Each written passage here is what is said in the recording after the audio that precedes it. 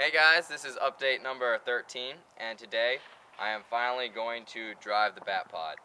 I haven't made an update in a long time, so I'm going to go over what I've done since then, and I will post the videos that I have recorded but haven't posted, so there'll be a lot of updates at one time. So if you come over here, we can see the drivetrains that I've added. That has connected the motor, which we have mounted, to this shaft, which was the last thing you had seen in the previous videos. And it starts off with this chain going from back to front. It starts off with this chain, which connects the sprocket right here, which is 15 tooth, to the sprocket in there, which is 15 tooth. And in the middle right there, we have a chain tensioner, which is connected by a bolt. And that bolt, I can change the tension on this bolt, or how many turns I put on this bolt under here, which determines how far it pulls right here, and will therefore determine the tension in the chain. Moving farther up here, we have this 50-tooth gear, and the chain, of course, connecting it to this 9-tooth gear, which you can't see because it's covered in this scrap tubing that will protect my stomach area from getting caught in the chain until I put the final covering on it. And then that shaft, which is connected to the 9-tooth gear, comes out here, which is connected to this 15-tooth gear, which is as a chain, which is going to this one. I cut this chain one link too long, which is why it's so I'm going to cut it one shorter, and then it'll be real nice and taut. So also I did that, and I also did the electrical system. The electrical system is run off these three 12 volts 90 amp hour deep cycle AGM batteries, and the two output leads come to right here, and this is the input for the controller.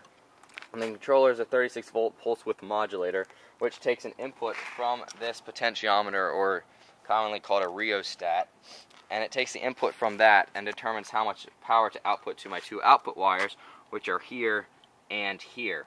And then this is my 100 amp circuit breaker, which will click off if I hit over 100 amps, just as a safety feature if anything shorts, and then it clicks back on. So this is how I control my speed, the input for the potentiometer.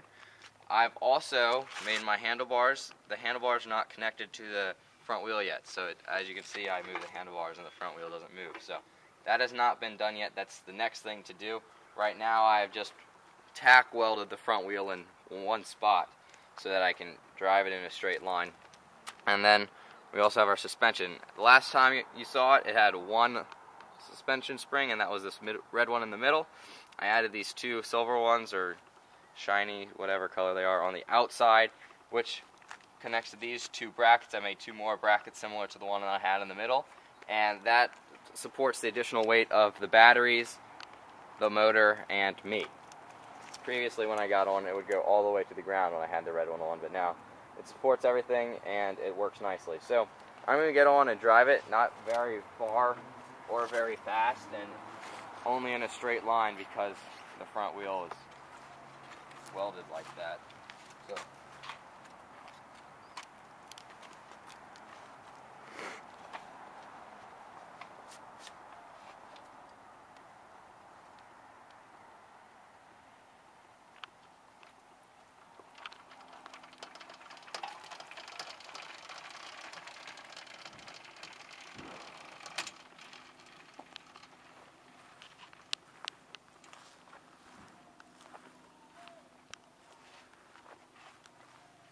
So that there was its maiden voyage.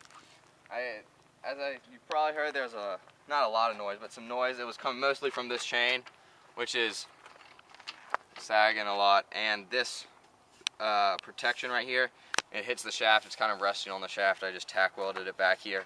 So once I remove those two, everything else is pretty much silent, so it will hopefully at the end make no noise, which will be really nice. So that's the end of this video. Hope you enjoyed finally seeing it run after, I don't know if you watch a series, probably an hour's worth of videos. And I'll post the other videos of the steering or the front wheel turning and everything, and how I got that to work, along with the handlebars and suspension. I'll post all those so you can watch those, and I hope you enjoyed the video. So like, comment, subscribe, and have a nice day.